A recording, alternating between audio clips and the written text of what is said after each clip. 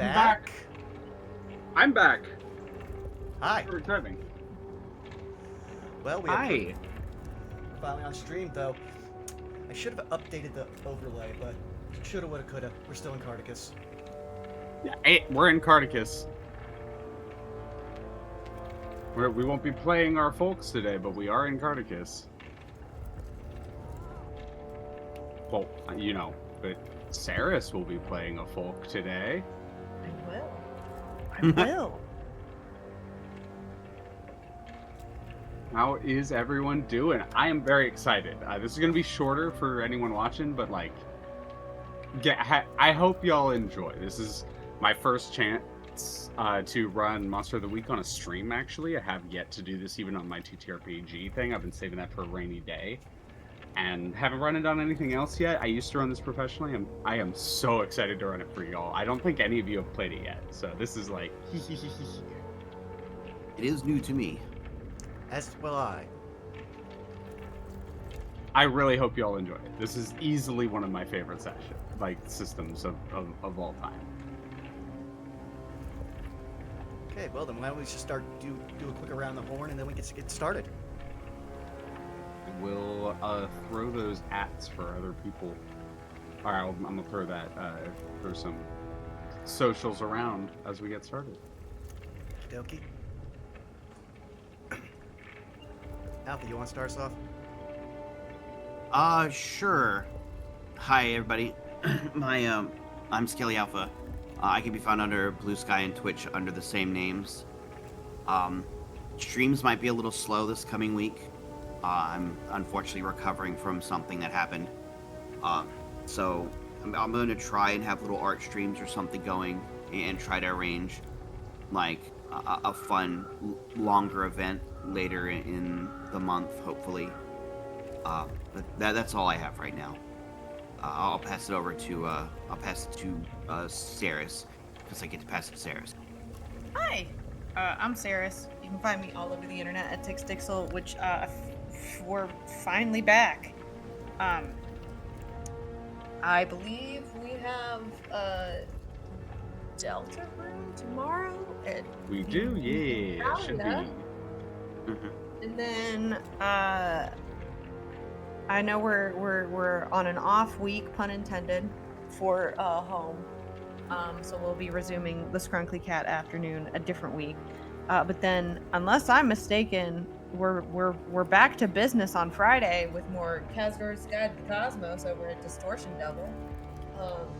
And then, unless I'm mistaken, we should also be back here on Saturday for No Love War Extra.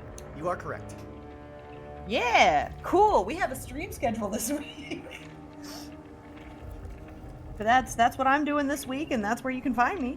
Unless other things pop up randomly and sporadically, and yeah. Leah. I'm past two.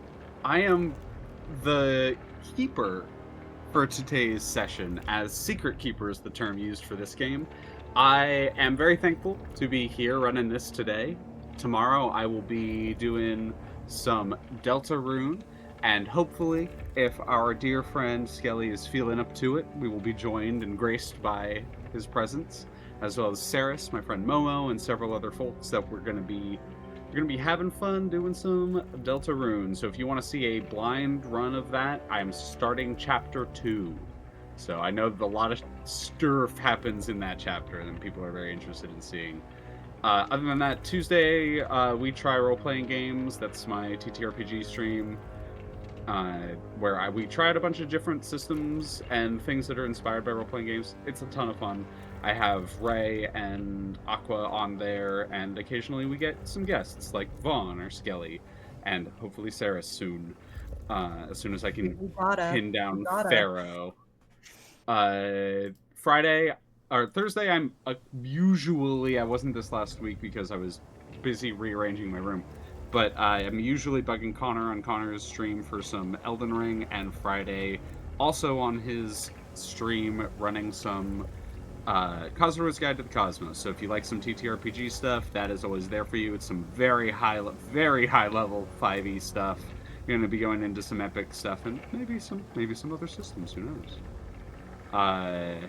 And yeah, that is all I have besides being here every other Sunday for me right now. That's what I'm doing.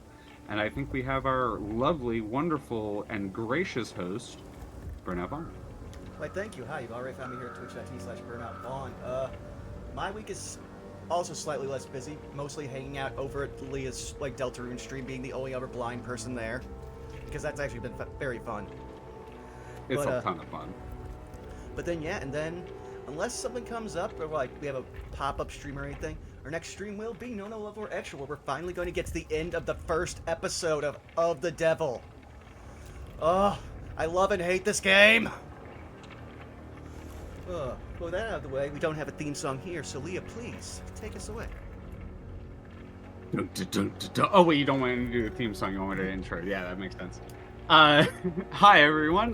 Welcome to the lands of Kartakass, as we have been in for some time.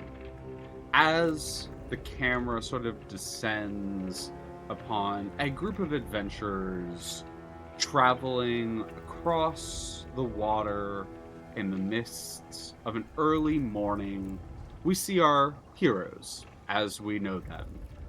The strays who sing and their current guide, Clem, traveling into the unknown and looking into whatever mysteries await them. But that's not who we're telling a story about today. The camera zooms past them and faces to a northwestern direction, rushing across rolling water, rivers, streams, humongous lakes that seem to roil with waves that belong on open ocean. We eventually find our way through forests, estuaries, little creeks, to a small little... It's not quite a hamlet.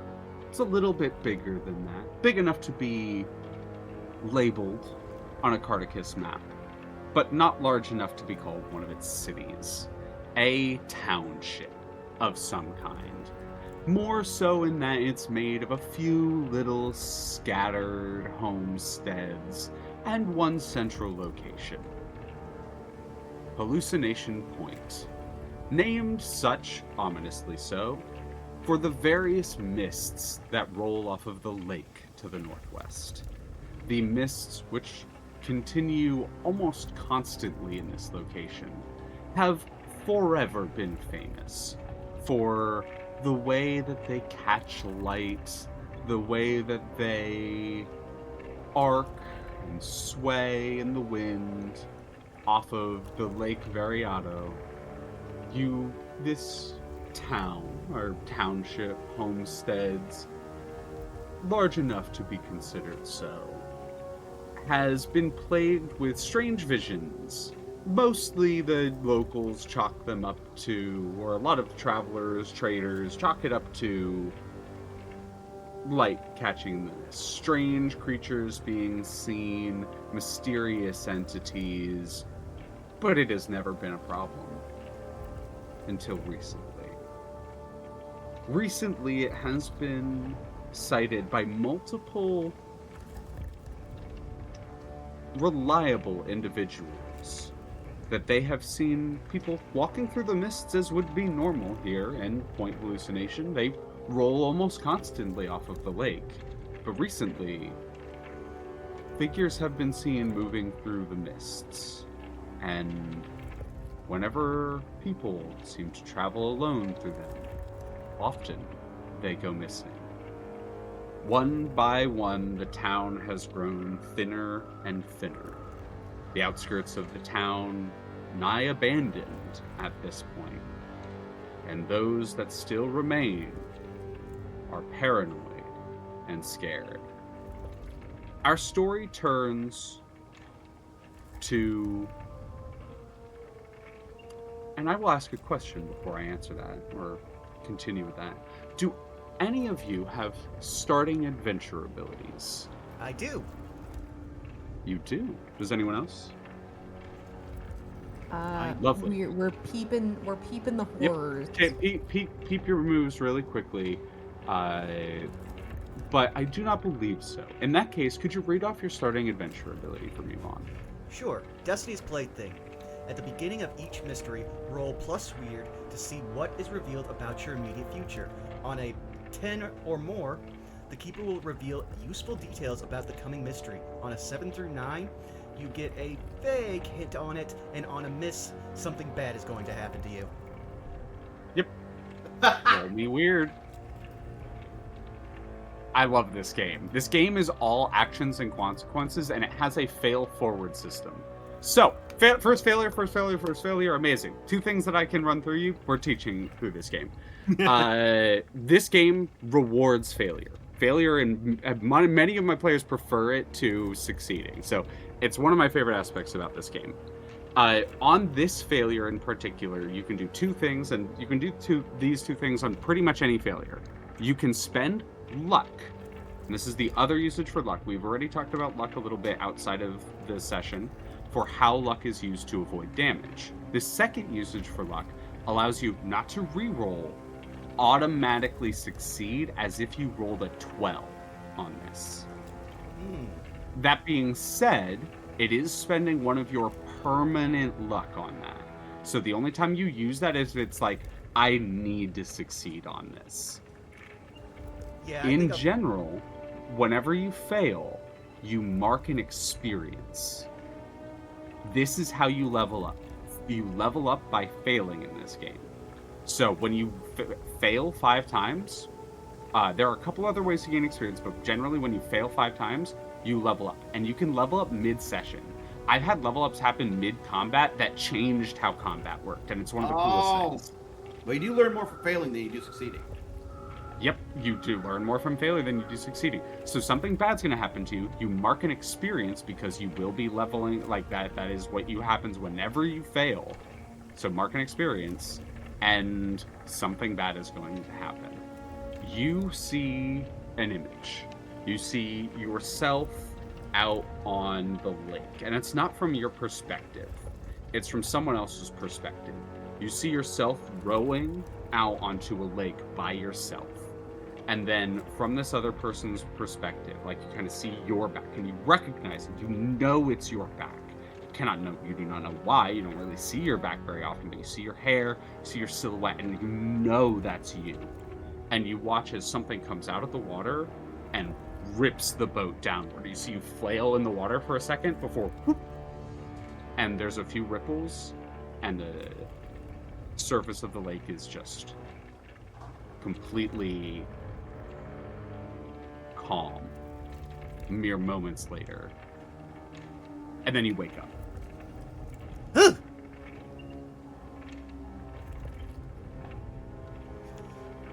You've been hearing a lot about these various things that have been going on in Norval, and for you, it probably is not a good thing, but you are definitely thankful that the individual Conrad has shown up in your life recently.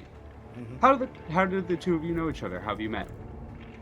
And if you'd like to describe Norval as they get up out of bed and wake up in their day. In general, your homestead is narrative, your life is narrative, all of this is narrative, so you describe where you live, what you have, etc. It's all up to you. Then I will let Skelly go first. That's okay? So I think this makes sense. We're going to see you shoot up out of bed, so I want you to really quickly describe what you look like, and then we will pan to where Skelly is. Gotcha. So, Norval is a fairly tall, like at least 6'4"-ish, like beanpole of a guy who looks perpetually scared. He's got like permanently tousled hair that he hides under like a guard's helmet that he found somewhere.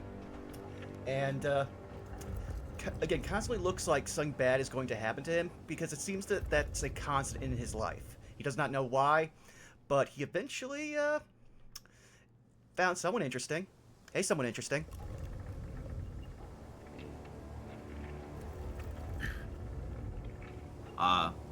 We kind of pan from you, like getting up, like kind of sweating a little bit. And where's Conrad right now? Are you in the same building? Do you 2 live together, or do you live in separate places? Are you like at a tavern? What's Conrad up to, and what do they look like? Conrad may be somewhere where, like, he can keep an eye on things going on in the area, maybe leaning up against a building or something, probably having one of his few last cigarettes that he has on hand. He is somewhat, he's thin but built, kind of like a svelte type of individual. He has at this point, it's probably a little ratty, a business suit with a trench coat. He has his darkened shades on. He has, like, almost military cut hair. Maybe it's, like, grown out some. And otherwise has a rather, like, serious, like, general rectangular cut face. Those types of individuals. And just, like, one of those types that just has, like, a perpetual slight frown on their face. Seems to have some holsters on him that may be holding devices maybe not from around here. That could be peeked from the shadows of the trench coat. Yeah, you definitely look a little out of place. I think when we, even in like the brief moment where we see Vaughn's character sit up, where we see Norville sit up, they're in a kind of, ragged outfit. Their home is definitely still like locked in that time period. But you have even though it's ratty and dirty, like you have like equipment and like a nice belt and probably like it's dead as hell, but a cell phone on the side of the hip, like that kind of thing. And he would be just like watching around, hearing. He might be even leaning against. He might even be leaning against Norville's like house on the outside of it, and hearing like the sudden spook sound from the inside might like turn to head inside. It happened again, Mr. Conrad. Did you see anything? Me being drowned by some ominous creature in a lake. Not good. Yeah. Well, we'll make sure to keep you away from the water then. Much appreciated. And the two of you kind of chat. You like, you're staying together. Are you Conrad? I assume at this point staying at Norville's place, as you don't have a place to live here. You kind of the two of you shacked up together a little bit. If Vaughn's okay with that, I'm certainly fine with that. I'm totally fine with it. Yep, I think that makes a lot of sense. So the two of you are kind of like getting about your equipment. Conrad, you're very used to getting up early in the day, as you have that sort of training, I would say, about you. And the two of you are probably either waiting or maybe expecting, and I would like you all to figure out how the two of you know Eka. All right. Well, it might help to note that I am a native of Kartakass. So you as well as Norville, you both have been here, like lived here. Not specifically Point Hallucination, but Point Hallucination was a destination of sorts for me after graduation. Consider it a mark on my map that I feel personally has not been claimed. Got it. Makes sense. In that case, so you've been here for a little bit then. Is that how you and Norville know each other? Like you both are just from the same town and so you've seen each other, or do you two interact? I mean, my question is, why would... I mean, it's entirely possible that we traveled together, that Norville was... I'm throwing out an idea. Let me know if you like it, don't like it, Vaughn. But perhaps Norville had a premonition or a leading of sorts to go in a specific direction, and anyone who knows anything about the world of Kartakass knows that you don't travel by yourself. I would mostly that's say... a good question. Is Norville from Point Hallucination, or are you from a different place and you've traveled here? He's from one of those like small villages that don't get even worth putting on the map in Kartakass. Got it. And a Point Hallucination is kind of a like amalgam, like it has a bunch of those pseudo around, so it makes a lot of sense. A lot of people from those towns end up here. And I think both Conrad and Echo would have probably met Norval the same way. Something incredibly relevant and spooky to you happened and seemed to be following him. And he was looking for anyone who also knew what the hell they were doing. So you've worked with Eka before on some sort of mystery, etc. Probably. Yeah. All right. I think in that case, Eka, you maybe have not gone to meet up with them yet. But where do you like live in your own little like hovel, or do you have like a hut, or do you have like a I nice would home? say, yeah, Like, I where live in does my- Eka live? I live in my own little hut. It's a bit odd, but it's home. In that, yeah, no, it's a little like odds and ends, strange little trinkets hanging in like netting outside, and odd little glass containers of various unidentifiable substances, that kind of vibe. Yeah. Awesome, awesome. You're just kind of putzing away in your home and fiddling with whatever it is that you feel needed fiddling with when you hear a outside the door. I would assume that I have some type of like peephole, Mm-hmm. and I'm gonna peep through the peephole. Yeah, you peep through the peephole. You see a very nervous-looking assistant to the Meistersinger. They are wearing a little like troubadour's hat. They are probably like an understudy, a bar. Pretty common here in Kartakass that Meistersingers have understudies. They're usually training someone to take over when they passed away. Usually, not in every case, but at least here in Point Hallucination. Point That makes Hallucination doesn't really have a very competitive Meistersinger scene. It just has like a few bards occasionally that show up. Meistersinger has changed hands a few times, and it's always been relatively like pleasant and amiable. But you see one of the Meistersinger's assistants, one of their understudies, just kind of nervously like looking around. They don't have anyone with them. They're just kind of holding their hat and they're looking around. They probably look towards the door. I like to imagine, just because this feels both appropriate and also adds to the situation, when I open up the peephole, it literally looks like an eye opens on the door and like looks down at them, so they know I'm looking at them. Yeah, they're just nervously like looking up at the little peephole and look around again and look up at the little peephole. I unlock. Why, yes. Right. How can I help you? And what are your pronouns? They, them? They, them. Master Eka, I'm hoping I could talk to you. Well, you're doing so now, so I would assume that you have the floor. So I am, I suppose. Meistersinger sends their regards. I was hoping I could. They were opening, I guess, and I was sent. They kind of fuddle through some of their equipment. They pull out like a letter. It's not like gold leafed or anything. It's not even like in an envelope. It's just folded up with a wax seal on it. Mm-hmm. They Hold it will out towards you. Yeah. Take it, their long nails, careful not to like disrupt the parchment. You flick up the wax and unfold the letter. There's the crinkling of paper sound as you unfold it. It seems to be a very simple letter. It doesn't have a lot of bells and whistles. It isn't like fancily addressed. It doesn't use flowing language or extreme calligraphy. It's still written out in a cursive hand, like a hand.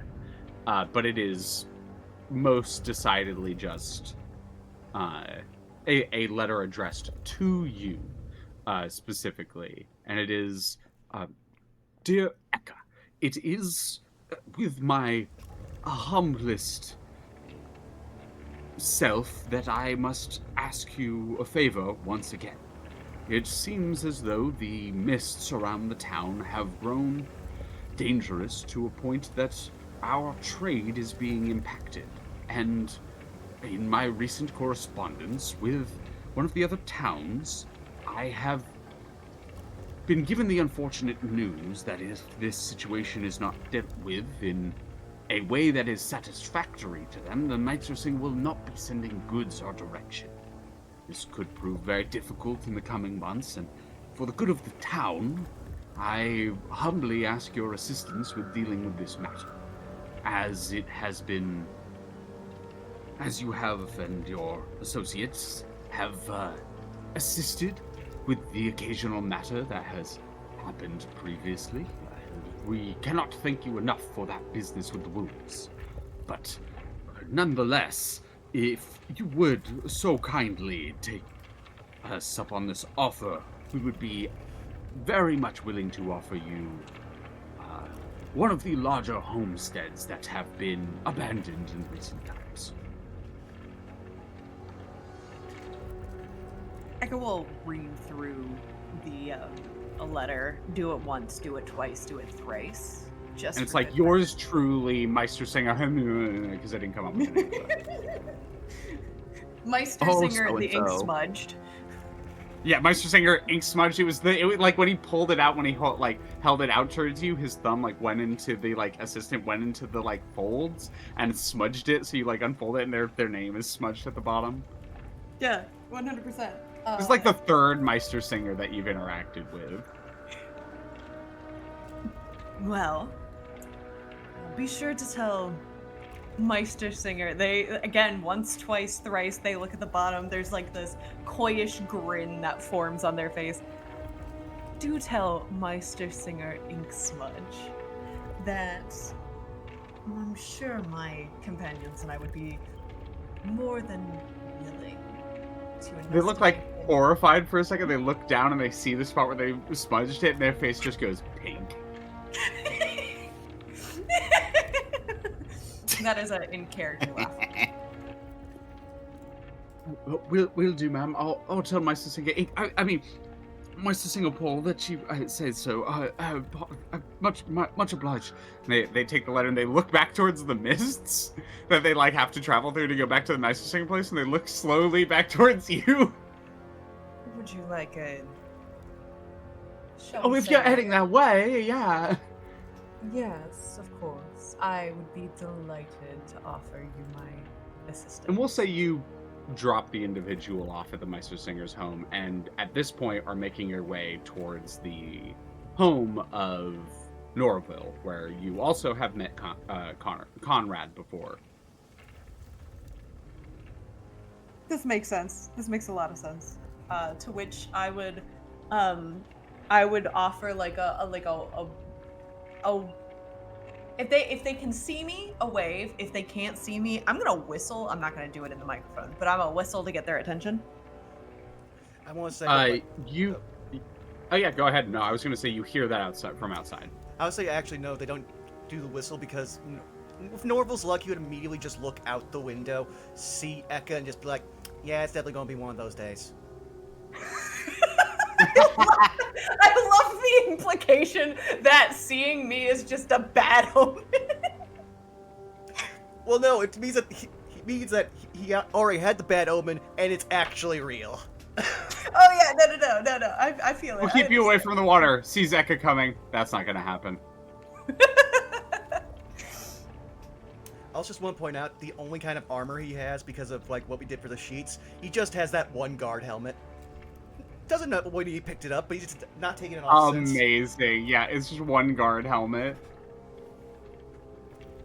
You grabbed it from the wolf incident. There was a guard that was dealt with, and there was one helmet that was still in working condition. You just plop. Have you ever seen the bit from I think it's Halloween 1, where Lori looks out the window and then Michael Myers is just standing in the yard? Yeah. It's the have you seen the oh gosh, I'm trying to remember if it was a TikTok or a YouTube video of the ominous guy just standing and he just keeps appearing randomly throughout the video in random places. It wasn't Michael Myers, but it was you see that's the energy. That's the energy. Conrad would just be puffing on the cigarette and just look up and just let out a large exhale and be like, Uh. I have Any a random question. places like it's an early aughts punk video. Yeah. I have a question, just out of curiosity, not to like prolong the scene, but I'm genuinely curious about this because we didn't really give like physical descriptions. How does like has Conrad gotten used to the fact that Eka has like a bluish tint to their skin? Yeah, I was gonna ask specifically is as like Eka enters the room and or as you open it up and like all of you are in the room together, what does Conrad look like as we see Conrad open the door, and then what does Eka look like as we see Conrad look at Eka? Sure. So, when Conrad opens the door, obviously, like, you see the individual wearing very strange attire, mostly black, the finest cuts of fabric, like very precise cuts of fabric. Obviously, it's a business suit from like modern Earth, with a trench coat to match. Though it's dirty, it's probably a little ragged in a couple spots, probably from prolonged being here. Maybe there's even some cuts, maybe on some hems or something. And otherwise, he has a very like square jaw to him. Very darkened sunglasses that hide like visibility of his eyes. And otherwise, usually is seen smoking something, like usually like a cigarette or something. He seems rather inured to probably the first time they saw Eka. Probably was like, whoa. But it seems like he snapped to being very inured to it, most likely due to his training in dealing with paranatural. Or like maybe like lessons in paraphysiology and that sort of thing. But he would open the door for her, of course, just saying like,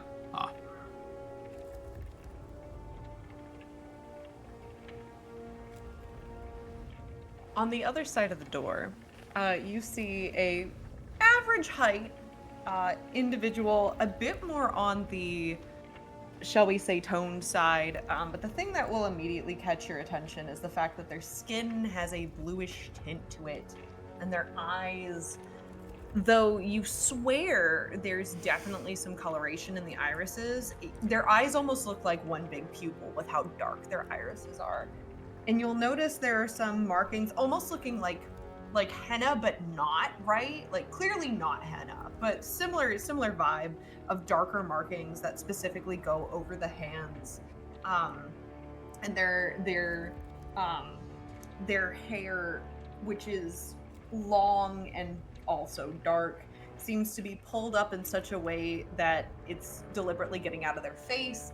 But the thing that would immediately catch your attention is the fact that there's clearly some type of like taxidermy bird feet that are being used as like the clip to hold the hair out of their face.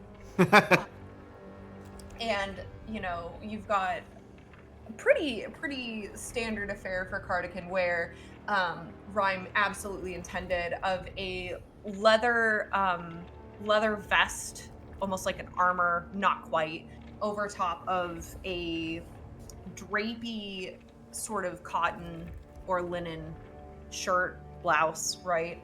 They have at their waist, though, what appear to be like a couple of different belts with different pouches.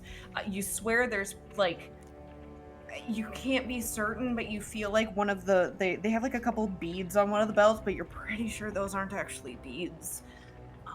They kind of look like eyes. With, of course, a pair of really solid breechers, some drapey, like, flowing scarves also tied at the belt, what appears to be some type of, like, either book or, like, a scroll that's been haphazardly strapped to their waist. And then, of course, we got a good old solid pair of traveling boots.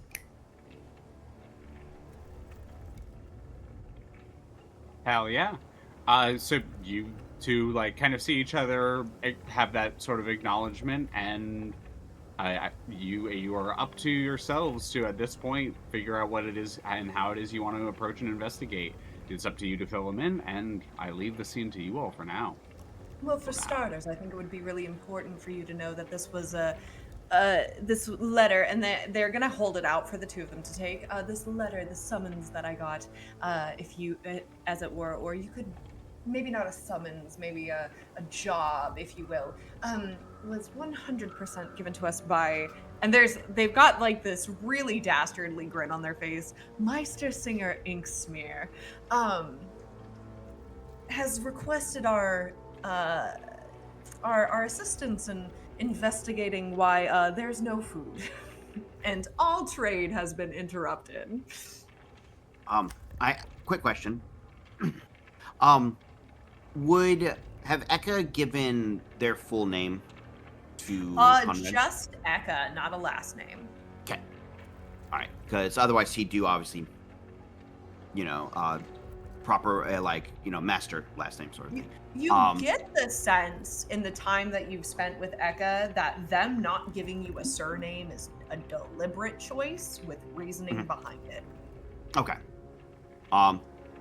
He would say, Master Eka, a letter. All right, I suppose we should see what it is. Holds it out. You see the same stuff. The we need your help.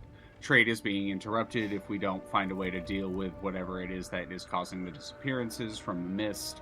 There was another. I think one thing that I didn't say that would be in the letter. This is just me, not like something Eka didn't see or anything like that. You would have seen it, but it wasn't super relevant.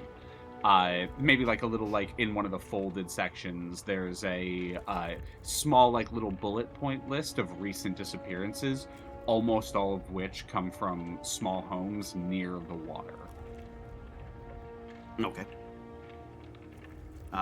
Conrad would look over it. It's hard to tell if he's like following with his eyes are reading through the glasses, but you can tell like the letter slowly gets raised up a little bit over the time period. So you assume he's definitely giving it a read. I would say. So, a strange physiological entity is now taking individuals. That's not good. We may want to look into this. My thoughts exactly.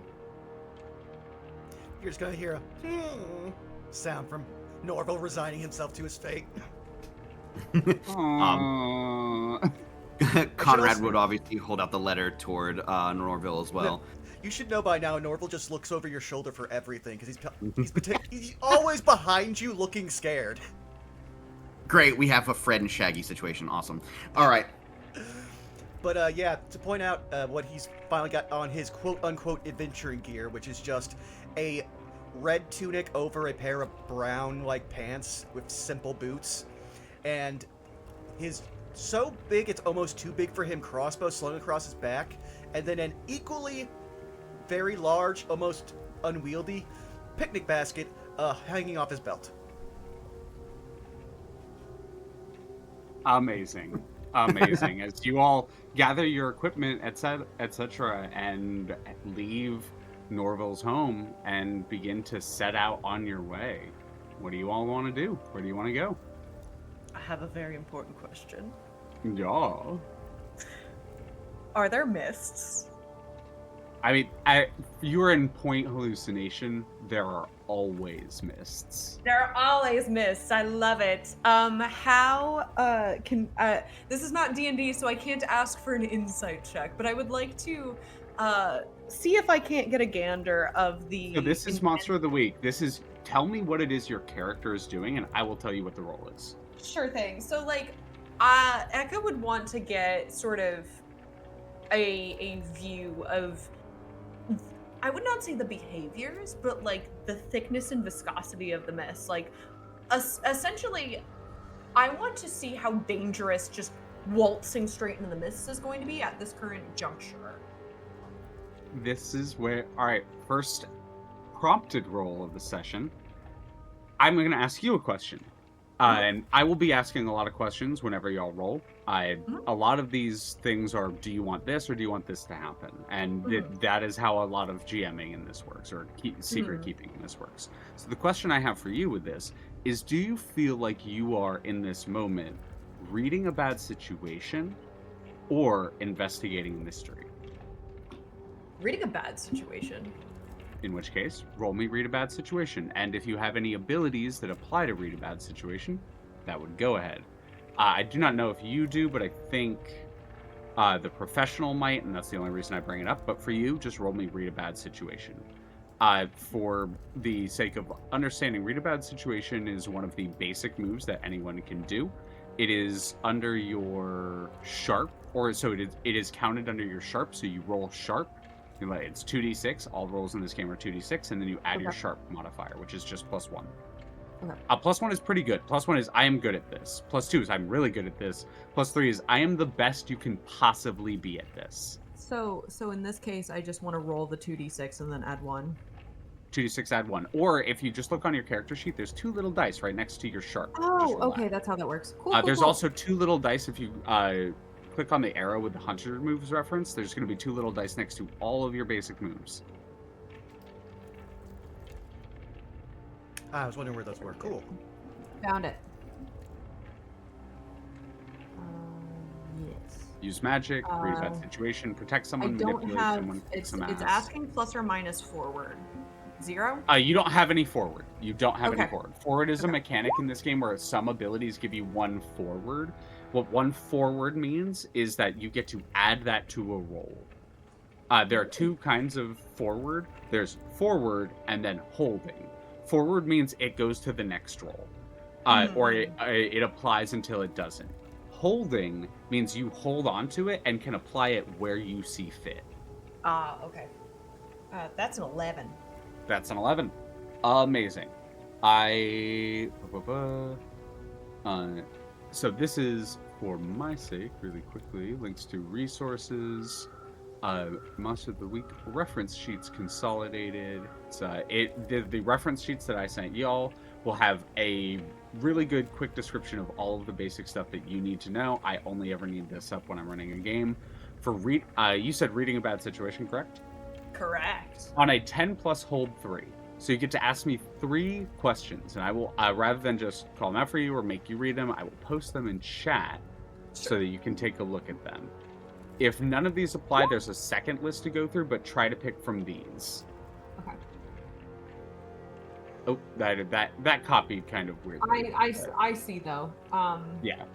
So, best way in. Biggest threat, and are there any dangers we haven't noticed? Best way in, biggest threat, dangers you haven't noticed. Best way in is easily through the town. The mists are, like most mists, burnt away a little bit by various torch lights, sconces, and other sorts of lanterns that are kept in the center of the town. It's a very common thing in Point Hallucination. There also happens to be a lighthouse just on the far tip to help with boats that are coming into the point. Sticking near light is going to be probably your best way because it keeps the mist from completely enclosing around you.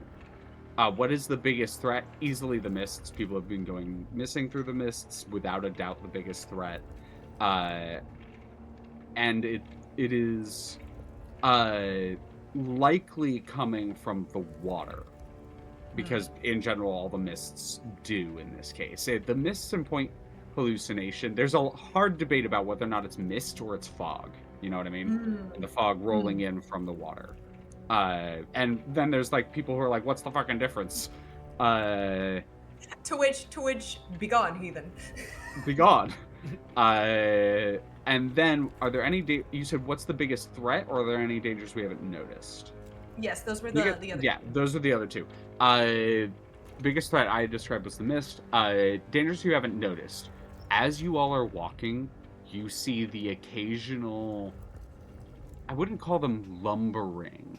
They're sort of strange proportions. They seem not to really have a head, and it's this sort of circular torso-like thing with what seems to be bipedal, like 2 arms, 2 legs, but the arms and legs don't move like they have joints. They sort of just flow, and they are almost walking from the water, like from the direction of the water, through the mists past you all. They tend to stay on the outskirts of town. You don't know if everyone's seeing this, but occasionally you will just see one of these strange silhouettes just sort of walk through the mist nearby.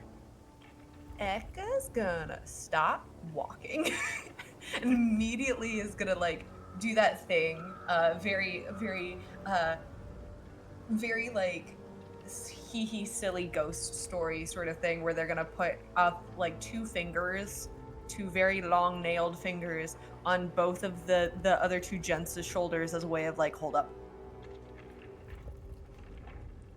What is it? I see something lumbering, something inhuman, potentially dangerous.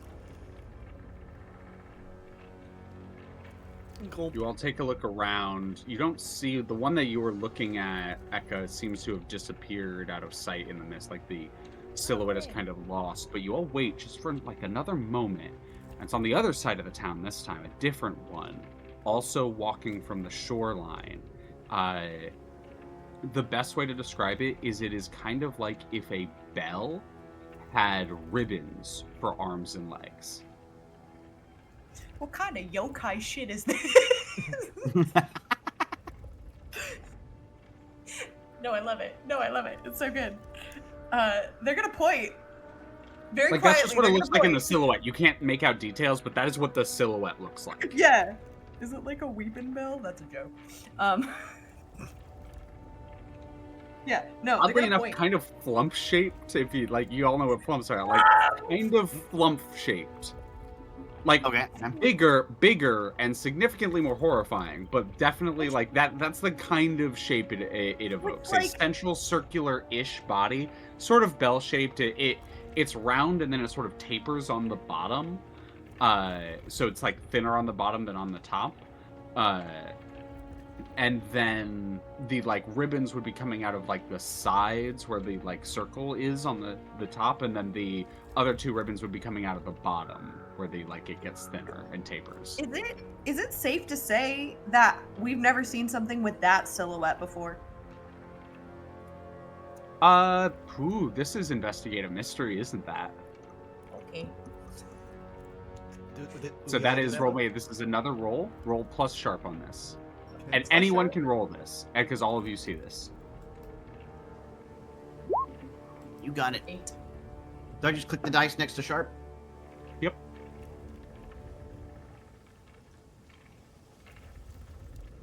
10.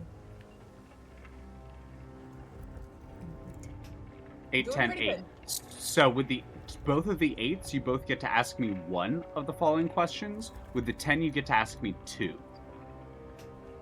Okay. And I will post these questions. It's a different set of questions.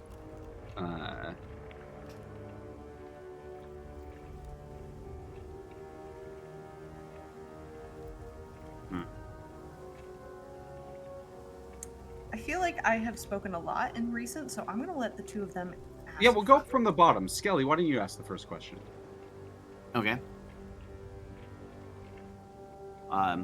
He would definitely discern what sort of creature is it. What sort of creature is it? It takes you a second to realize what that, as I've been describing, kind of bell shape is.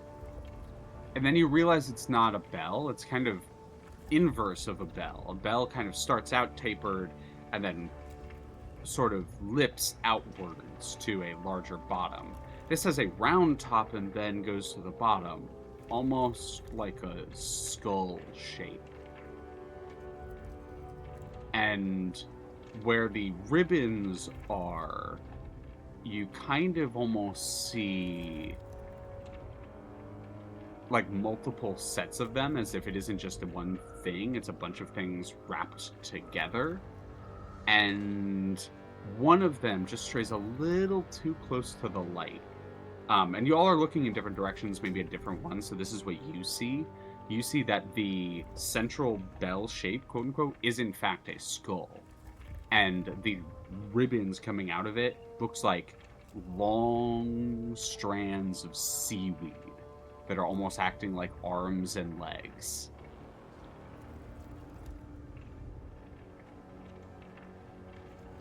Oh. That is what it is. Let me see. I'm trying. I know one of them that I'm gonna ask. Oh yeah. Okay. I would say for creature, for you, you're typing because you're a professional. You would come up with you would have a conclusion about what kind of creature it would be. It is you think it's some kind of undead. Gotcha. Okay. All right. I'm going to ask. What can it do, and what was it going to do?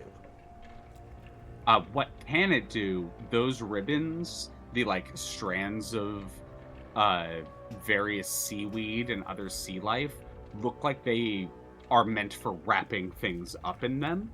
And the way that they're walking around the outskirts of town, it looks like they're looking for people to grab.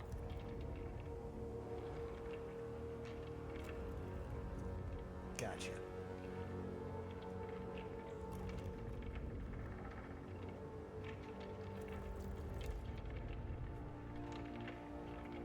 Saris, so we've asked what creature is it? What was it going to do? What can it do? What can hurt it? What can hurt it?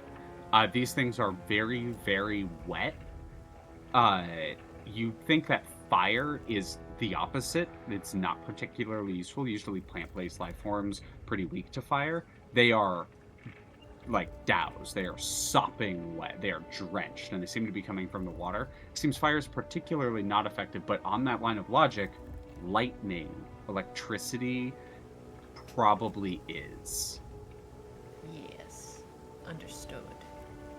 I'm gonna look between the lads and kind of with a unspoken question of, shall we or shall we not? You'll see his knees knocking together, looking small, just being like, I wish we didn't. We, kind of need to. It could be related to the request. Yeah, well, if I had to guess, that's what pulled me into the lake in the dream. I hate whenever we find out what killed me in a dream. As you all approach the water, you see a dock, and this dock looks really familiar there. And on the end of it is a singular, one-person-sized rowboat. Just gonna watch him reach into the picnic basket and start pulling out how to sandwich and start stress eating.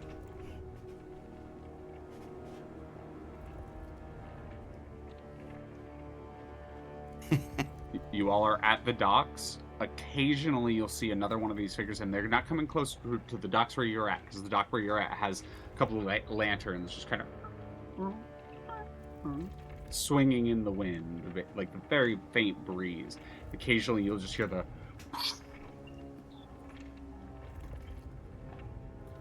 of another one of these creatures leaving the water and walking along the outskirts of the village. Do you all do anything, or how much hesitation is there? Currently... Oh, you go ahead. I was just gonna say, Norval always defers to one or the other of these two because he's always the fish out of water. They just constantly keep finding him in the situation where he can't get back to the water.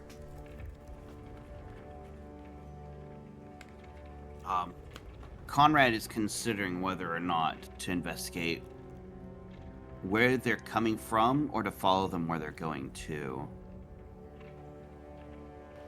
Perhaps if we followed without getting caught, we might gather more information and see if it might be actually relevant or if this is a red herring.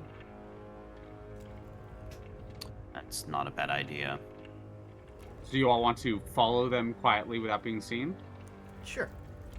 Yeah. This is acting under pressure from everyone.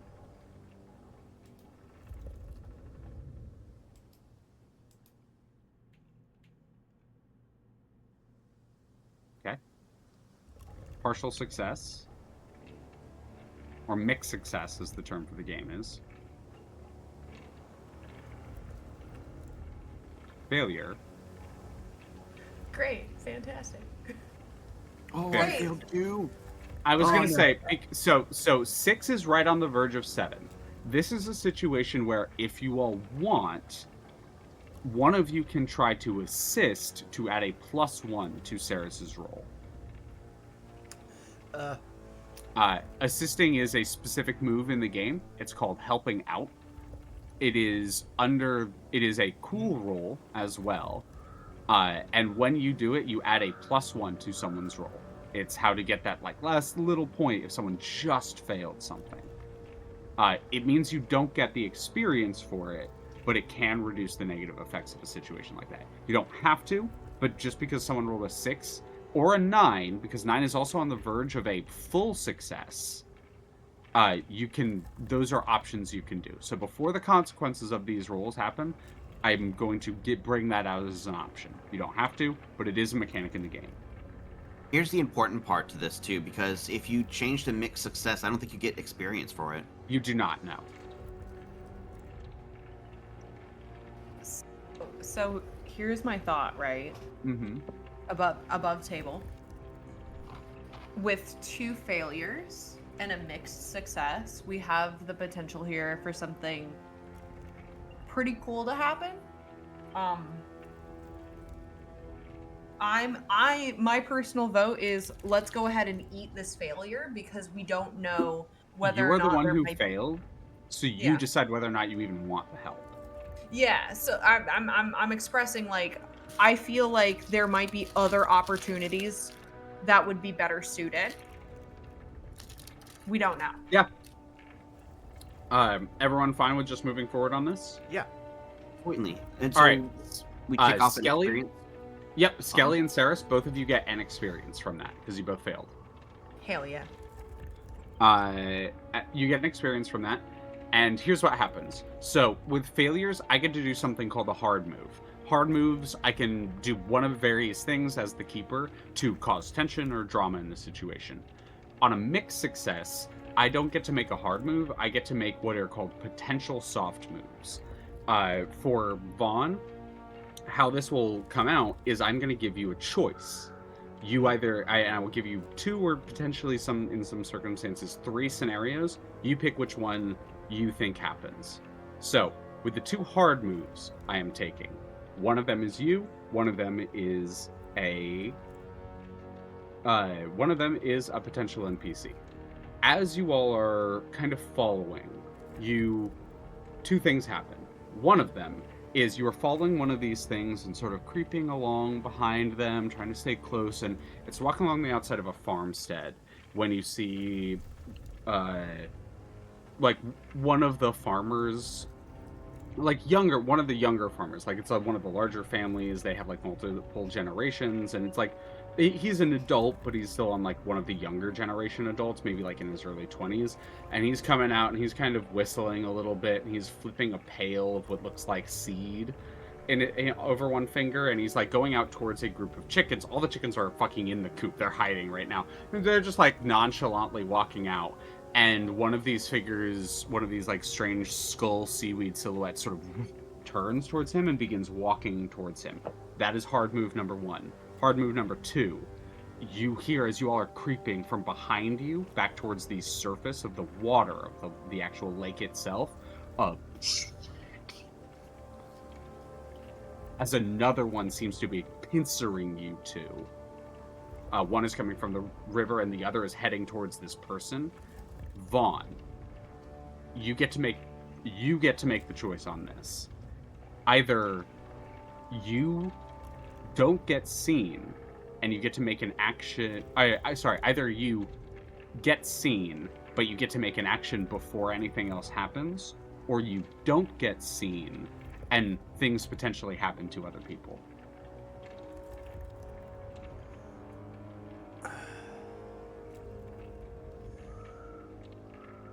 I'm gonna say, like, I'll side against the NPC because there's a chance we could save them down the line.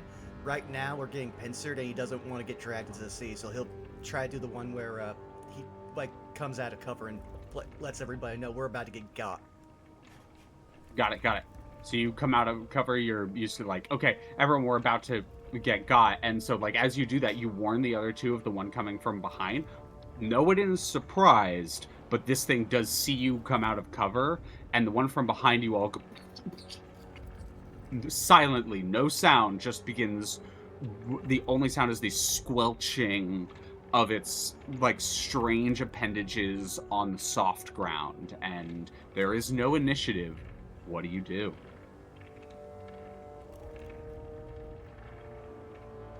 This is a nomination and active combat in the sense that if you have an idea, you want to do it, do it.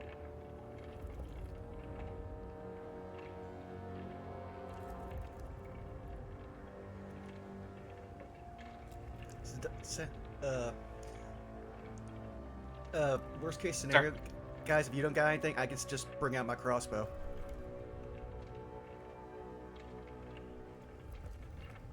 Sarah, Skelly? Attempting to, like, Conrad would definitely want to attempt to figure out a plan of action to, like, get the one-up on this creature before there's a chance of other ones getting involved. Okay, so are you wanting to go for the one that's coming towards you all, or the one that's going towards the NPC? Ooh. Maybe we should stop the one going after the NPC. Is that what you think Conrad would do?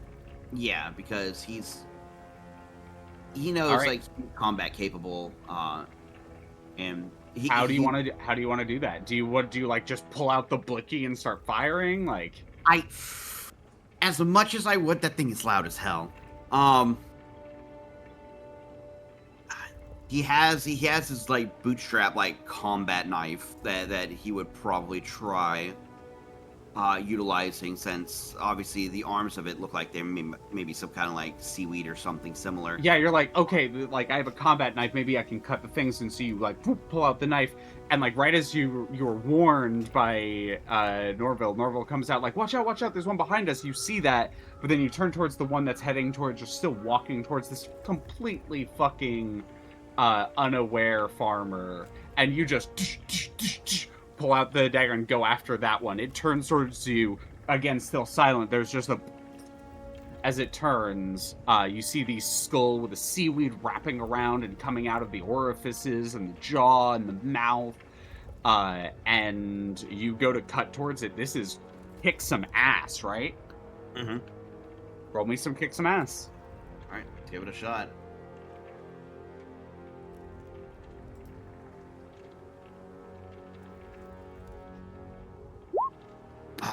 Damn. Yeah, you have a low tough. Yeah. That is, you go, pull out the dagger, go up and try to cut towards it. This thing is going to wrap around you, and it is going to, like, you go to rush towards it, and it shoots out its, like, seaweed tendrils, and they wrap around your arms and legs before you even get close, and it throws you. You kind of hit back against a tree. You're going to take 2 harm. Damn. So that is reduced by armor.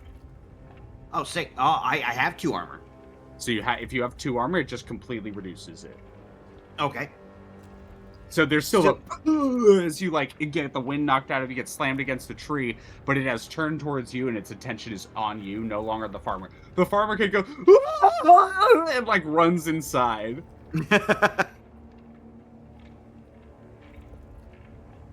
The other 2, what are you 2 doing? Norval would actually. Also, that's another experience, Skelly, really quick. Sorry, go ahead, Vaughn. Okay. Oh yeah. At this point, Norval would be like, okay, everything's gone to hell. He's gonna go fight that one. I'll fight the one that's about to get us from behind, and so he would shoulder his heavy crossbow and take a shot at it. So I would assume kick some ass. Mm-hmm. Okay. Anytime you were trying to fight, you were kicking some ass. 7, mixed success. Yeah, you don't get any additional effects. What is the harm on your thing? 4. 4 harm. So here's how combat works. Anytime you do harm, you get harm. Okay. So you fire out, and right as you fire out, it shoots its arms towards you. The tendrils, they wrap around your arms and shoulders, and it throws you again, like it threw Conrad. It throws you against a tree. Your crossbow beams it right in the skull, and it shatters the skull. This thing these are minions, not monsters, And so the skull just shatters and the seaweed goes limp. You still get slammed against the tree, 2 harm. Which I believe you completely ignore, because you have 1 armor, 1 harm reduction. So you as well, the 2 of you, and then you kind of look at each other, pick yourselves back up. You are fairly tough, so it doesn't really hurt you. But you do shatter the one. The other one is still walking towards you, Conrad. But at this point, because it threw you away, its head, because it is still a skull, kind of in the chest, like where the chest would be, kind of turns towards the closer target, which is now Eka. Eka, what are you doing? So I have a question. I have an answer. When doing magic, like attack When doing magic. Yes. Does an effect add to a base, or are they 2 separate things? An effect adds to a base. Cool. So, based on our previous knowledge, I'm going to look at this thing that's on the aggressive, and I'm going to cast a lightning spell. Alrighty, you got it.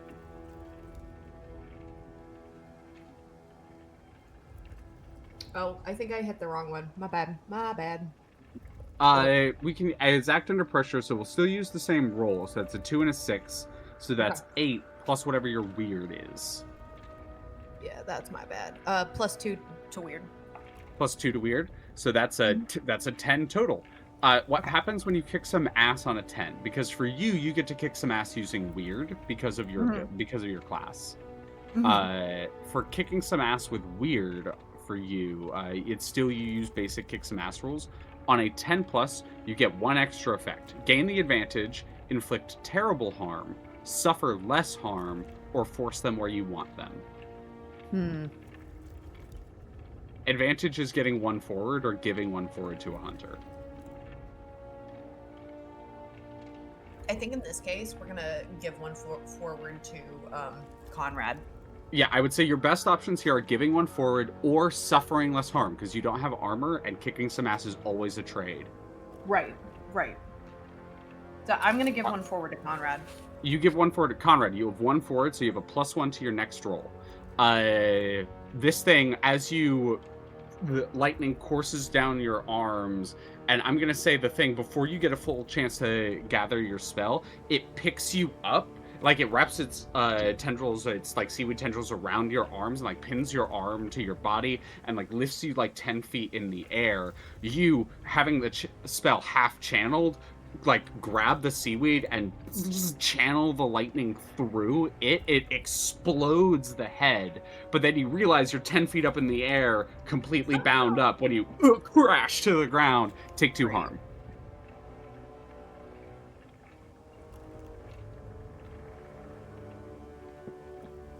As these two skull minions are dealt with.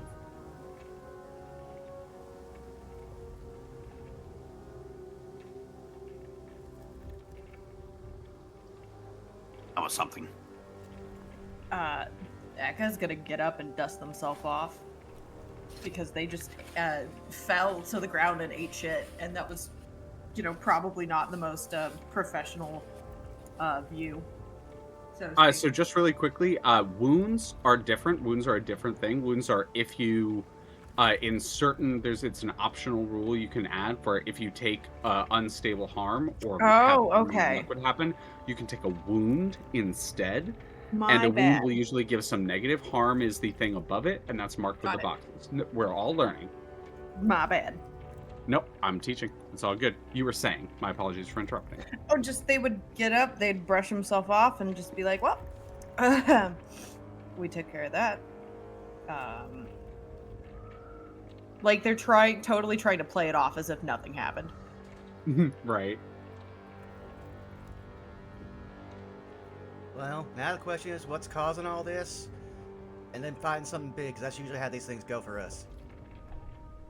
Well, At this point, you have seen that all of them come out of the water. Multiple ones. That one that came from behind you came out of the water. A couple of them came out of the water. They seem to be almost like a constant stream of them coming out of the water.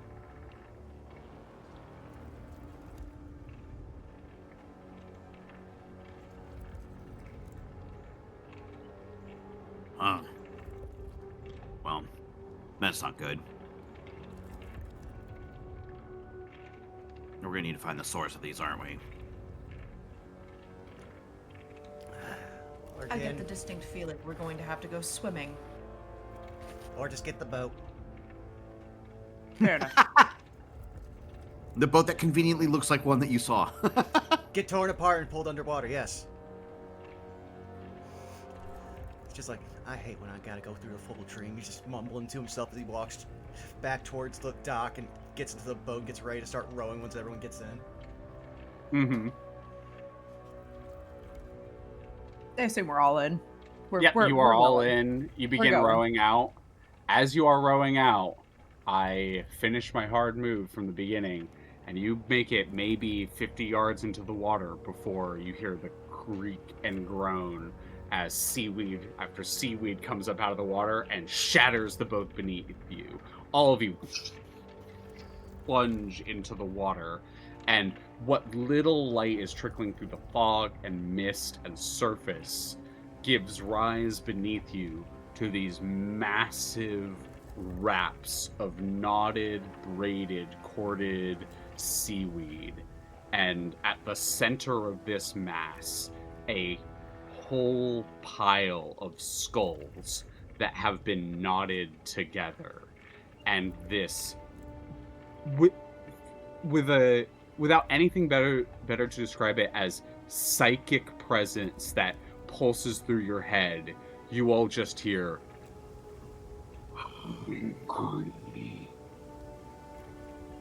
what do you all do? I'm sorry, I couldn't quite hear that. That's in character. As the tentacles come rushing towards you.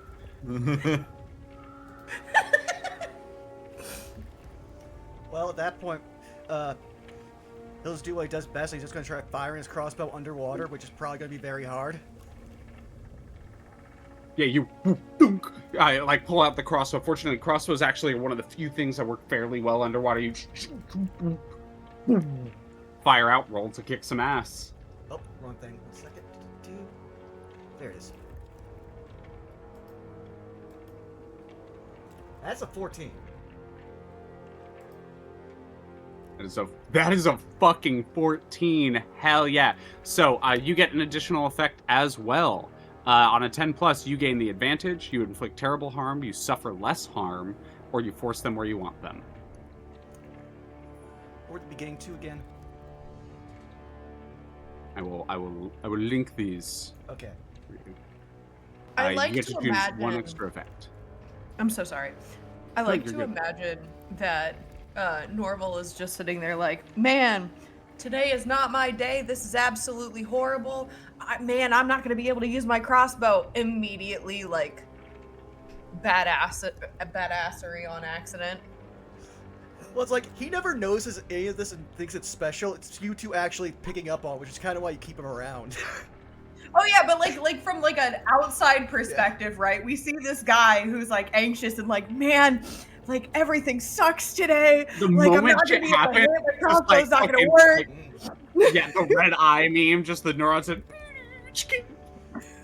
Well, I think I will also give forward back to Saris.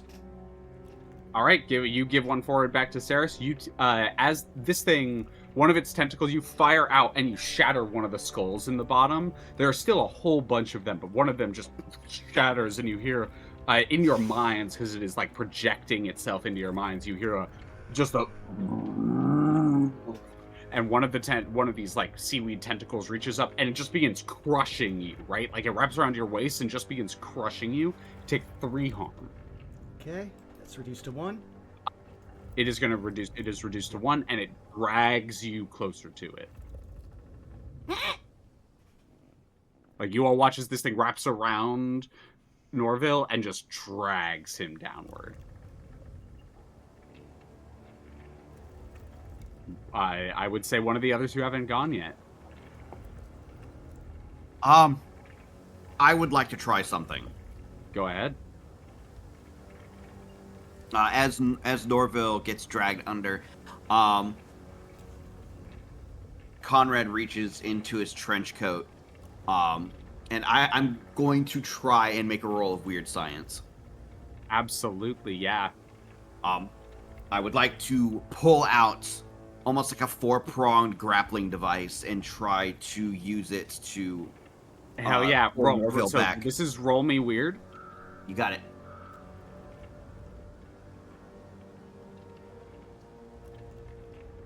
I still have the +1 forward from earlier, right? I would say yes, yeah. Okay.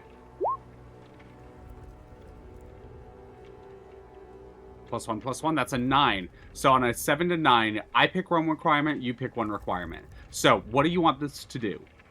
I want to be able to like use this 4-pronged, like almost like a claw machine grappling hook, to that like folds out from like almost like impossible space from a tiny device, and be able to grab Norville to pull them back. All right. So this is one of the you choose one, I choose one. I'm gonna say you need help. That is going to be the one I choose. You choose another requirement. Needs a rare material, won't be reliable, requires huge amounts of power or fuel. It will take a long time to get working. Or it won't work exactly as you intended. Can I make a suggestion Do you want to help out? to make it heat? Yes. Go ahead. Okay, So this is a cool role to help out. Right. So here's what I'm thinking. And like, if you don't like this idea, Skelly, let me know. It requires a lot of power or fuel, and I use magic. Okay. Maybe it's low power because it's been used a lot here, and I don't have recharging devices. Yeah, and I have electricity. So you still have to roll to help out first. So Sure, roll no, +2. 100%. But I'm thinking like in terms of set dressing, right? Like if your requirement is I mean, is if you health. succeed on this, I don't pick one. You pick one requirement. That was just a suggestion. No, it's a really good suggestion. Mhm. Or sorry, no, on a 10 plus, you pick 2 requirements. So you get to completely decide what the requirements are on a 10 plus. So it is entirely up to you. But yeah, roll me cool. Okay. But just straight cool? Yep. This is a flat cool unless you have a plus to it. That's Plus. an 8. All right, 8. So how help out works is on a 7 to 8 or a 7 to 9, your help grants you +1, but you expose yourself to trouble or danger. So Yeah, you do help out. You are exposed to danger. You want this to pull Vaughn back up. You have those abilities. What do you want your requirements to be? I suggested you'll need help. You get to pick 2, though. What do you want your 2 requirements to be?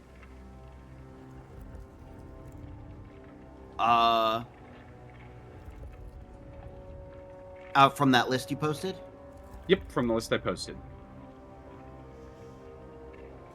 I mean, I guess it would require, like, power makes sense since that's what, Huge amount of power, fuel, yeah.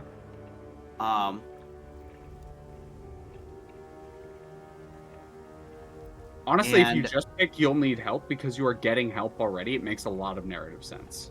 Yeah, I think I'll do that. I'll need help. All right, cool. So this is what's what is happening is I because you are exposing yourself to trouble and danger. You fire this, like you go reach into your jacket and you pull out this cool ass techno grapple, like clockwork grappling hook, and you fires out. It splits towards the end, and like the different hooks wrap around without like digging into. They just like wrap around and tie themselves to Conrad, and you are playing tug of war with this huge entity in the bottom of this lake that is trying to drag you all down, and you are feeling yourself be pulled down alongside Conrad for just a moment.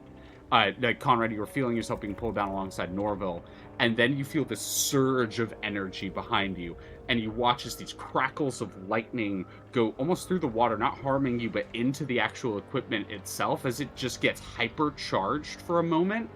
And you watch as Conrad, the Norville comes closer to you, is like as you're pulling him back up, and this thing is getting dragged along with him as this, because of the extra power and energy and the danger that you are that because you exposed yourself to danger, Saris, this thing is getting dragged up towards the surface. And so with the like water, it displaces the 3 of you all surface on the surface of the lake. You get that breath in as the skulls breach the surface of the lake, and you all like treading water or fighting on the surface now. Ooh, good question. I mean, we've got to deal with this thing either escaping or something. You got to escape, or just got to keep blasting into it to kill it. You did watch as Norville's shot like shattered one of the skulls. You know what? Maybe we do stand a chance. You want to just like keep going because you can just act again. Like the other one was, other people were helping out. If you want to just go, okay, yeah, we stand a chance. Just feel free to go ahead and fire, and then we will get to the other two. You got it. The thing I like about this game is it allows for you to have like narrative continual moments. Like, yeah, you pulled them out of the water, but it makes sense for you then to pull out a gun and like fire at it, right? Yep, I think I will do that. Because, like, we're facing this gigantic thing, like, we don't got to be stealthy anymore. He's going to pull out the submachine it's like on gun. the surface of the lake, it's slamming these huge, like, tendrils or these huge, like, seaweed tendrils down. You, like, grab a piece of the broken boat as, like, driftwood to, like, keep yourself a little bit above the surface. You pull out, what gun do you pull out? I pull out a submachine gun. Okay, you all watch as he pulls out this very strange looking, almost like metal crossbow without the bow, and it just goes...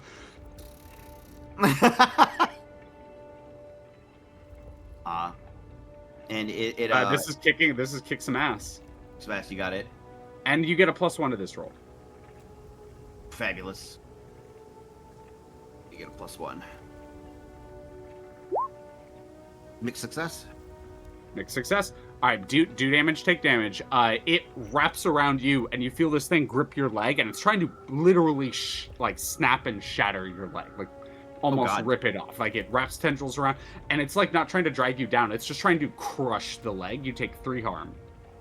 Ouch. So I will take 1, I believe. You'll take 1. Yep, reduced by 2. Okay. What does anyone else want to do? The submachine gun. What's the harm on this thing? What's harm on this submachine 3 gun? harm, close area, loud, and reload. 3 harm, close area, loud. Oh, area. It's a big creature. Area affects big creatures with double damage. You like spray across it, and it shatters several of the skulls in one volley. Ooh, sick! I didn't know that. Yeah, the tags in this game are very. So a lot of this game is very narrative. So the tags are how you feel they work in the moment. Mm-hmm. Then I also forgot to add something too, because my weapons also got area. Oh yeah, your weapons got area. You would notice that as like that happens, the skull that you had shattered like completely falls away, and there's a second one that the crossbow bolt had buried into behind it. As you are very quickly making work of the big pile of skulls, you watch as like big wraps of these seaweed like slaw off and go drifting into the water. It's reaching out towards you with what remains, but it is very injured. Saris. All right. So, looking at the situation. Oh, sorry, not Saris. Vaughn, really quickly, did you want to go? I that was you describing that you had harm on it. Did you want to do something really quickly? I'm fine. We'll let Saris go first. All right, Saris, go first. Okay. So, I'm looking at the situation, right? Can I tell that they've both taken like damage, so to speak? They've both taken a little bit. You know them both to be very resilient. Okay. But this thing is fighting back. So, I'm wondering if it would be more beneficial to do like a healing move over a. Now, if you're not spec'd for healing, it is very minor, and it does have risks associated with it. So if you are more spec'd to attack, it is better to attack generally. Okay, then let's. You want to save that healing for someone who becomes unstable, and you need to like save someone. That makes sense. So we're, and for reference, there are healer builds. Yeah, you are not it. Yeah, no, for reference, we are in the water right now. You're in the water, treading water. There's a bunch of broken boat around you. It has been drugged to the surface with Skelly's grappling hook, and is now while it's falling to pieces from the various attacks, it's like slamming the water and trying to So- hit you all and drag you all down. So it's not in the water though. It is half in the water. Like, you all are in like semi-deep water right now, but like some of the skulls are above the surface. Yes. So the reason I'm asking is because, and I don't know how this game, if it handles this at all, but Mhm. like in my mind, I'm thinking about the conductivity of water, and like if I were to Mhm. cast lightning, even though I know this thing is probably weak to it, what are the chances I'm going to hurt everybody else around me? So this is a situation where in the harm that you receive from kicking ass is always narrative. So it's Okay. never like, oh, this thing attacks you every time you attack it. You just take harm. So in Sure. that situation, I would probably have the harm you take just be the lightning. In this specific circumstance, I would probably have Vaughn and Skelly, because it makes sense. I'd probably have Vaughn and Skelly make act under pressure rolls to avoid the harm that you auto take. Okay. That sounds fair. Yeah, that's how that would function in this situation, If- in my opinion. If y'all are So cool you with auto it, take then- it because that's how trading damage works. Then the others would get Sure. a chance to avoid it. I'm fine with it. If y'all are chill, then though, that's my All right, my thought. I would like process you to on roll that. Kick Some Ass, and Vaughn, I'd like you to roll Kick Some Ass at the same time because I have a really cool idea if you both Okay. do it right. And even if you fail, those are extra rolls that you get for extra experience. But I have a very fun idea. So Kick Some Ass between the two of you. Oh my god. I Dice love it tell when dice tell a story. Skelly, roll me act under pressure because this all makes sense if I can have all the narrative before I describe it. You got it. Acting under pressure. There it is. Oh my god. Skelly, you've seen this combo happen maybe once before. You see it coming. Like, part of you is just like, maybe your combat experience, however you feel, you see it coming and you're like, oosh. You dive underwater as deep as you can go to avoid it, and you look up as you watch a flash of white happen on the surface of the water. For those on the surface, both of you are taking the lightning damage. So I believe that's 3 harm. Both of you take 3 harm. As that the lightning, I'm actually gonna say, you know what, I'm gonna say it's 2 harm, ignore armor, because it's lightning. I'm gonna say it's 2 harm, ignore armor. So you still reduce it by 1, Vaughn. Saris, you're gonna take 2. So Vaughn, you are Norville.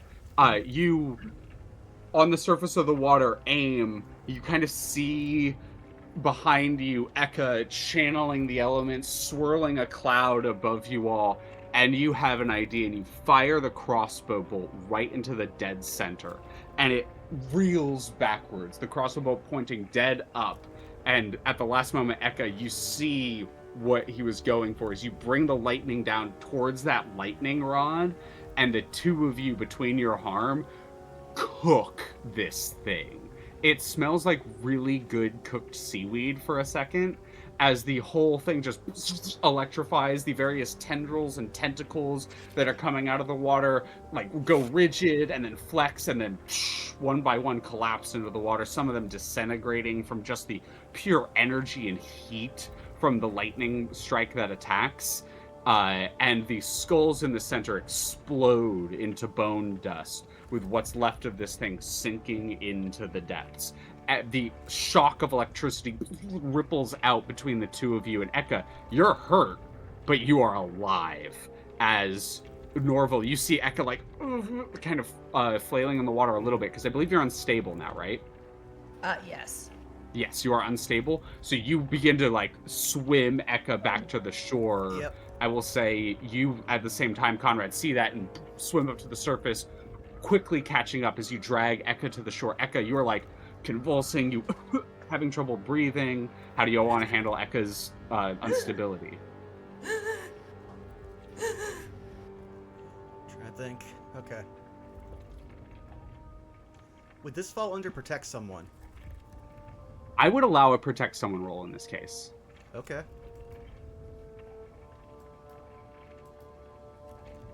Yeah, no, he's like, "Oh, what do I do? She's shaking. What do I do? What do you do? I'm gonna say you. So it doesn't do anything to you because of your damage reduction, but it does 1 harm. Ignore armor. Mhm. As you're like, what do I do? Reach out. Ah! Like it kind of shocks you from the leftover electricity that's like emanating off of them.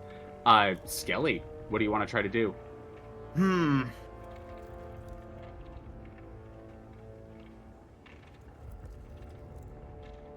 Something to try and ground her better would be a good. You could try one of your weird techniques. Like I could try and ground them. Yeah. Yeah. I will say you want to try the. I will say with you have weird gadgets as a part of your thing. So I would say this isn't a weird science roll. This is just an act under pressure roll. So roll me act under pressure. You got it. Especially because you're a professional, so you have access to medic. So it's something you can choose moving forward. I did see that, yeah. So you don't have it right now, but I'll say you have the equipment that you could potentially, you're not trained in it, you're not as good as it, but you can potentially like stabilize in some way. Defib, give them a shot of adrenaline, something like that. So roll me act under pressure. You got it. 8. So you get so this is a choice, or the effect is lessened in some way. How much harm are you at, Conrad? I've only taken 1. You've only taken 1. Okay, so I'll say this: your choice is you take 1 harm AP. So armor piercing, ignore armor. Okay. So you take 1 harm because you are also touching. Like right now, Eka can't control the electricity that she can summon. Like it's just coursing and like reverberating through their body. Sorry about they. They're like convulsing. They can't really handle the electricity. So you have to ground them yourself. You have to reach down, and that electricity courses through you. That is one option. Or you take some extra time and potentially risk Eka taking that. You potentially risk them taking another harm. I think Conrad doing like constant risky business in this would obviously take the risk and All right, do it sooner for successful results. you take the 1 harm, ignore armor, and you use yourself as the conductor. You grab a piece of metal, jam it into the ground, and you put I will actually say you just hold Eka's hand, and the two of you, they look up at you as you grip their hand, and the electricity courses through you, and you're stabilized, Eka. Leah, that's so lewd. I know. Hand holding, Hand-holding? I'm sorry. Hand holding in Kartakass, oh, people are gonna sing about this. Oh, for sure, 100%. As the 3 of you, with the kind of sizzling, smoking lake on the surface behind you, you breathe easy as you hear several different of those like silhouettes and see several of the different silhouettes in the mist collapse as the thing controlling them has been defeated. And as the group of you return to announce the good news to the Meistersinger, that's where we're going to finish up for today. Nice.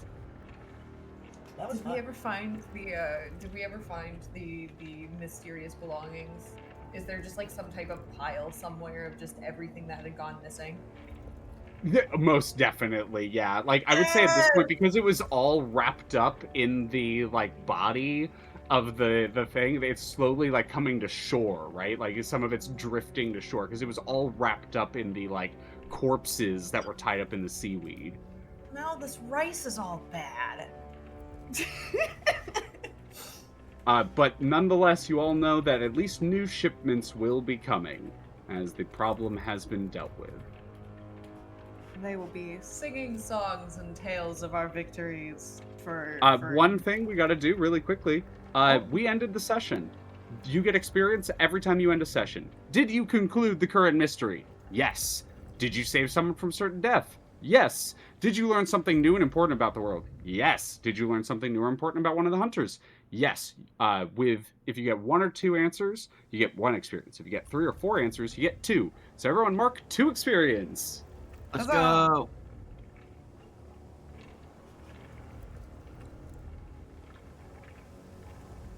And that is a session of Monster of the Week. That was fun. Mm-hmm. I love it because it never outstays its welcome. It's always Yeah. short and sweet.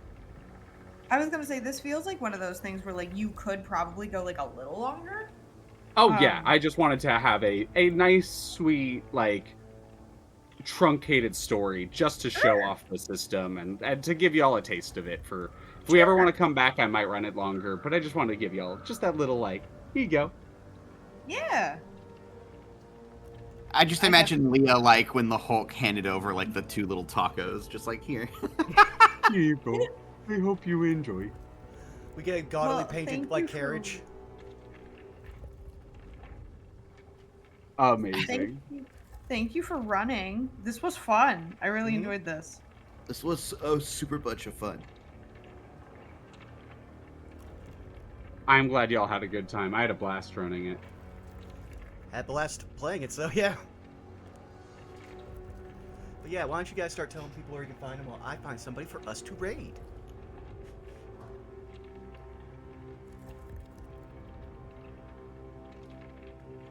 Nose goes. Nose goes nose. Damn. Okay.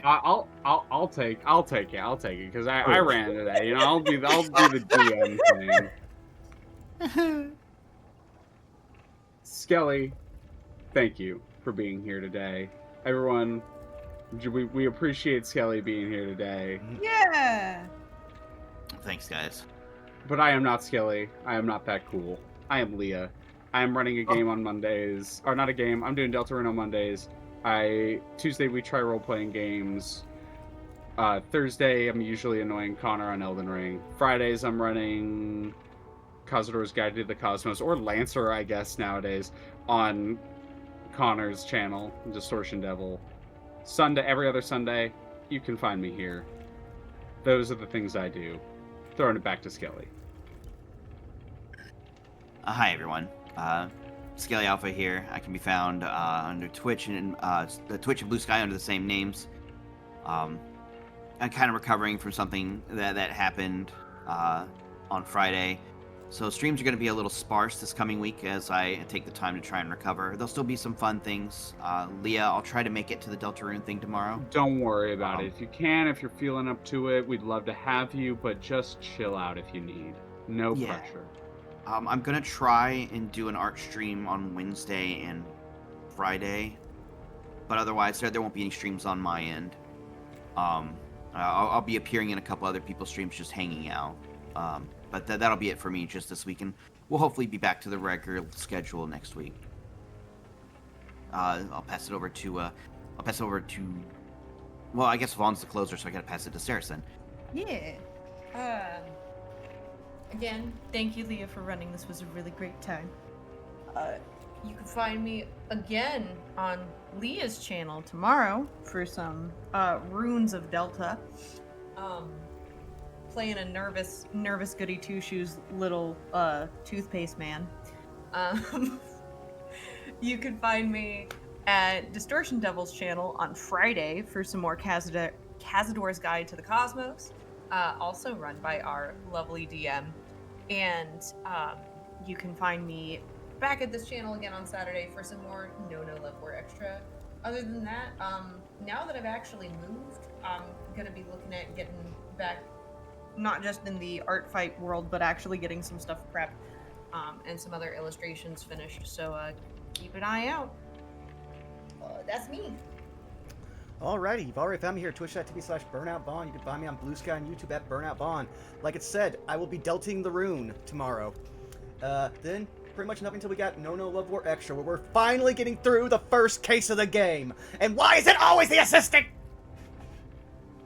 But enough about that. We're gonna go raid our good friend Shout Dancer Bob, who was literally the first person to message me after the Lancer games, just be like, congratulations. My faction of all my friends actually are in the game because we paid $150. Hey, yeah, no, you're the Shout Out Answer Bob's part of the murder cave with Yep. our call. Mm-hmm. Yep, Yes. yep. I actually got Shout Out Answer Bob's permission for running a murder cave NPC for one of the private tests I've run. Awesome. Well, we're going to keep sharing the love. Thank you all for coming out. We'll see you again in 2 weeks' time. We love you. Bye-bye. Bye-bye. Bye. Bye-bye.